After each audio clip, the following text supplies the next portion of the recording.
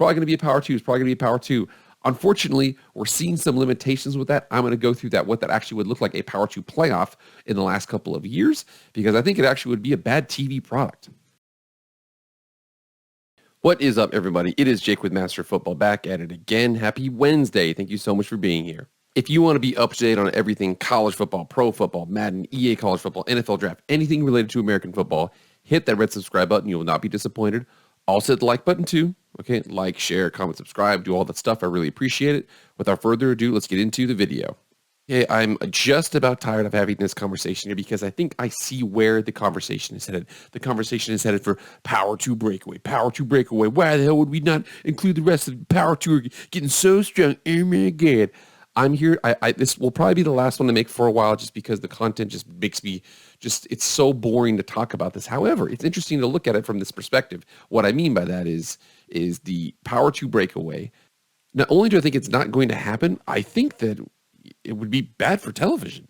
We're going to go through a couple things here. Again, I had a video that I had just yesterday where I basically said, hey, here's the situation here. It looks like we're starting to come up against some limitations here in conference realignment, conference expansion. 16 teams looks like it seems to be the number that we're trying to get around. Maybe a little bit more than that. But again, we're going to touch base on that here in a second. We're also going to go what that would look like, a playoff scenario in which we had the Power 2 with some assumptions that we're going to go off here. And then the playoff, including all of the other conferences, the other three Autonomy 5 conferences, and then the G5 as well. Let's get into that real quick.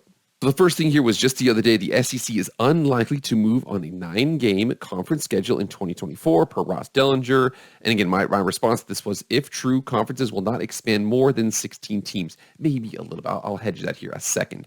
No sense in expanding the volume if you aren't going to expand the capacity for that volume. In other words, Oregon and Washington aren't going to the Big Ten, so the Pac-12 will likely live and expand to 14 to 16 teams. Nobody was expecting that. We all thought that the Pac-12 is eminently falling apart. I would bet actually they're probably going to get to 12 for sure, then 14, maybe even 16 teams, because there seems to be a sweet spot there.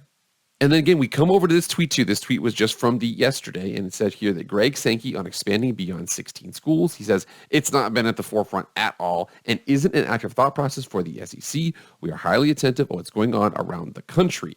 Now, one guy that I really like to follow here, if we go follow this tweet thread, is Big Ten Information College Football Fan Genetics 56. Basically says it's true that the SEC isn't thinking about it. He says, however, the Big Ten that's what I'm thinking here, is that the Big Ten is thinking about expanding here. And then he had a really, really long tweet thread here where he basically said, what are the future plans for the Big Ten expansion as of 5/30/2022? I assume that's 5/30/2023. And he says in this tweet, I'm going to educate everyone on what the Big Ten can accomplish with specific expansion moves and what moves not to make. It basically states here that, he says that the Big Ten expansion west with USC and UCLA, however, it looks like there's some limitations within that. He says here that, what are the big goals that can be mentioned by in public? He says, and understanding that athletes will become employees and do what needs to be done within the conference to prepare for that. Again, that will be a huge situation. East coastline expansion that goes down to Florida. That's a big point here that we're going to talk about later on. Finish the TV contract, long forms. He says, are there more coast-to-coast expansion coming? He says, yes.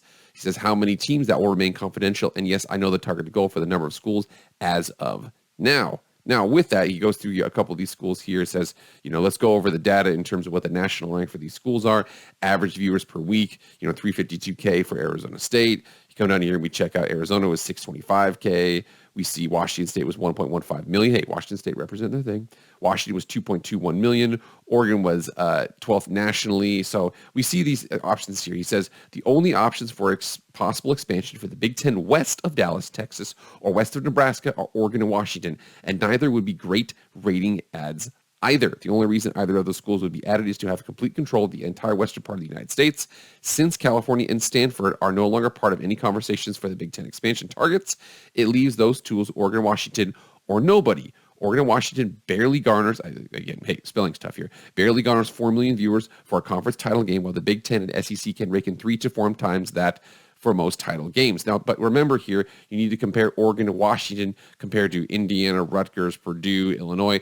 Is this going to increase your viewership or decrease it? And again, if Oregon and Washington are in the lower half of the Big Ten in terms of viewership, you probably wouldn't add them on because that would be detracting there. But if they're in the upper half, that would actually increase that. But again, this person here is done the math here, basically said it really doesn't make a lot of sense for Oregon and Washington to be added. Hey, Pac-12 fans, you guys are probably still going to live. Big 12 fans, I apologize. This Colorado stuff that's imminent, blah, blah, blah. We'll see. If I don't think Colorado leaves if Oregon and Washington stay. It looks like that's probably where it's leaning towards. It says here that, folks, is why most of future expansion targets will be focused on the Midwest, quote unquote, and ACC schools. Are there any SEC schools willing to jump to the Big Ten offer? There is a school that would, but that isn't going to happen for the next 10 years. There's a second that could give some thought about it, Texas A&M. Remember here, Texas A&M has always thought at the forefront of their head, screw Texas, screw Texas, screw Texas. Texas is coming into the SEC. They're like, well, what if we went to the Big Ten, made a buttload more money, and threw it in Texas's face? Texas A&M has done it before when they left the Big 12. They might do it again, man. I'm just saying that. But it says here, even Texas A&M is an equal TV viewership power to Clemson and Florida State. So you see that talks about Notre Dame as well. Florida State, Clemson, Notre Dame are better TV ads too, as compared to Oregon and Washington. So we're seeing here that the fact that more than likely what's going on is the ACC's deal is the next thing that falls. Now, for those of you who think it's going to be eminent, they're going to vote out of it, this and that, I don't think that's going to be a situation here. I do think that what's going to happen is we're going to sit around and wait until the early 2030s, and then we're going to have more conference realignment at the SEC and Big Ten level because Oregon and Washington just don't do it for the Big Ten, so the Pac-12 lives. And then when that happens, even if that happens, the Big Ten looks like they're looking south and in the Midwest, maybe even Texas, probably in Florida, something like that. Now, one thing I do big time disagree with, Big Ten information, Genetics 56, is he says here the P2 era starts on July 1st, 2023, and is completed once the acquisitions are complete. Again, this guy right here does a really good job of highlighting, hey, man, it's probably going to be a Power 2. It's probably going to be a Power 2. Unfortunately, we're seeing some limitations with that. I'm going to go through what that actually would look like, a Power 2 playoff in the last couple of years, because I think it actually would be a bad TV product. So I went through a couple things here. I got my formula and my assumptions at Power 2 playoff versus just having just FBS as it is right now. Now, to be fair here, the Power 2 playoff would actually be pretty strong in a lot of different ways here, but I think that still that would hurt the TV product if they ultimately went through with it. I'll show you why. My formula, I reviewed the past 4 full seasons minus 2020. Again, that was just because of all those limitations. Some people played, some people didn't. The other assumptions I had here was the Power 2 are coming up against some limitations, how many more teams they can add. I know that the Big Ten is talking about it. Maybe add 4, maybe get to 20, but 24, 30, 32, 48, 50, 60, the top 60, that's probably not going to happen going forward because there's just so many slots you can fill. First of all, we're having arguments about 8 games conference schedule versus 9-game conference schedule. There's no way that you can get to 30 teams and not ever have to play anybody. Remember here, Georgia still has not visited Texas A&M despite the fact they've been in the league for a long, long time, but it's hard to do that when you only play 8 conference games and you have a big conference like that. So again, they're coming up against some limitations in how many more teams they can add. I also think that Joel Klatt is correct. They're going to start talking about some sort of maybe reduction scenario. If I had to put my my vote into something, I would basically say that football is going to separate from the NCAA in some capacity. It will still operate similarly, but I think that I don't think that we're going to have a situation where the Pac-12, the Big 12, the SEC, the ACC are going to keep their conferences in all Olympic sports the same as what they do for football. That's neither here nor there. That's probably going to be a future video though. Also, a couple more assumptions here. The P2 ads, those teams that were listed there, Clemson, Florida State, Notre Dame. I saw Miami. I'm going to throw North Carolina in there just because I know that was a really, really, really popular one, especially from the Big Ten's perspective, AAU institution, blah, blah, blah. 12-team playoff, and who would be removed from a non-P2 and added from the P2. So basically, we're taking all those teams that would have been in from the non-P2, and we're going to substitute with them with P2 teams. Let's get into it for the last 4 years minus 2020.